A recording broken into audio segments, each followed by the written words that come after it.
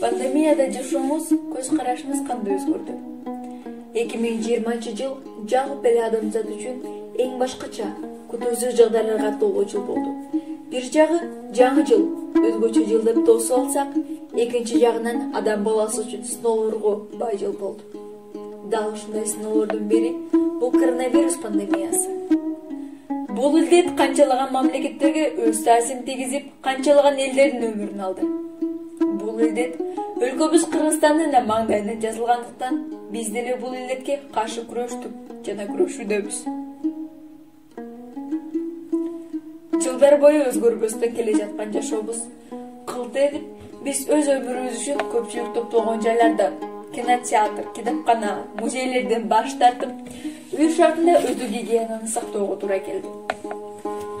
Бирок бир тыйынын эки жагы болот демекчи, пандемия бир гана апаат болбостон, 21-кылымдын талаптарына даярдыгыбызды текшерип алды. Мисалы, техниканы колдоно билүүбүздү, өз алдынча билим алып, иштей алуубузду. Пандемия мен үчүн бул бир гана чектөөлөр эмес, кайра көп жолдорду жана мүмкүнчүлүктөрдү ачып бере алды. Алардын эң маанилүүлөрү бул ата-энем, бир туугандарым менен чогуу болуу мүмкүнчүлүгү. Социалдык тармактардын жардамы аркылуу дүйнөлүк масштабта билим алуу мүмкүнчүлүгү. Дагы бир зор өзгөрүү бул менин көз карашымдагы өзгөрүүлөр болду. Башкача айтканда, менин медицина кызматкерлерине жана ыктыярчыларга болгон көз карашымдын өзгөрүлгөндүгү.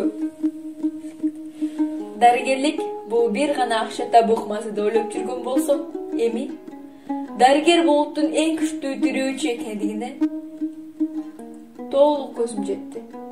Жана бул кесипти аркалоого ташталган кадамымдын тууралыгына толук түрдө ыраазы болуп, келечекте Кыргызстандын керегине жарай турган инсан болууну самап баштадым. Дагы бир маанилүү ишкердик бул ыктыярчылык. Дал ушул инсандар кандай гана чоң иштерди бүтүрүп, эли үчүн күйүп, жанып иштеп беришти. Алардын ичинде өз жанын арнап берген канчалаган дарыгерлер, студенттер, деги эле кыргыз эли үчүн жүрөгү согуп, толуп ыйга батып, сарсана болгон замандаштарыбыз болду.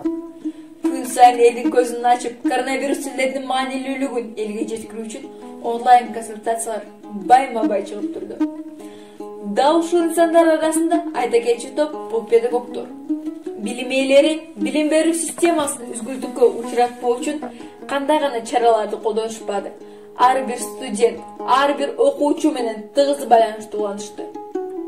Пандемияга чейин элде текеберлик, өз ден сактыгына кыянат мамиле, башкалардын эмгегин сыйлабастык сапаттары, ар бир күнү максатсыз оюн зоок менен өткөрүп, үй бүлө, тууган урук менен мамилеси сууп кеткени байкалбай калган.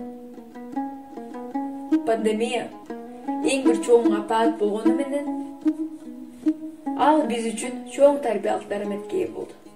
Илдет кары жашына карабай өмүрүн алып жатып, бизди ар бир адамды сыйлоого, аны менен жакшы мамиледе болууга, байлык, дүйнөгө, мансап деп жүрүп эки ара жолдо калбашыбызга үндөп кирди. Пандемия жалпы адамзат үчүн тең укуктуу жашоо системасын көрсөтүү менен адамдык текеберликти, кенебестикти алып сала алды. Бирок бардык нерсе көйгөйсүз өтпөйт демекчи, биз жактан чоң катачылыктарга жол берилди.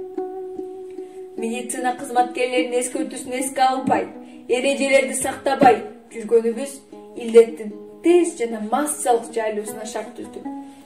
Көрө албастык менен канчалаган жаш, демилгелүү, деги эле ыктыярчы блогерлердин шагын сындырдык. Бирок алар эч тайманбай өз эли үчүн колунан келген жакшылыгын аябады.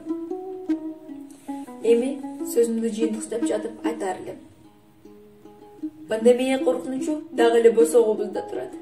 Ар бир адам өзү гигиенасын, карантин эрежелерин так сактап, өз ден соолугуна кам көрүүсү бул жалпы элдин ден соолугуна, мамлекеттин абалына өз таасирин тийгизет. Жашообуздун жакшы нукка салынып, мурдакындай туруктуу абал орношу, муну баары биздин ар бир автоодун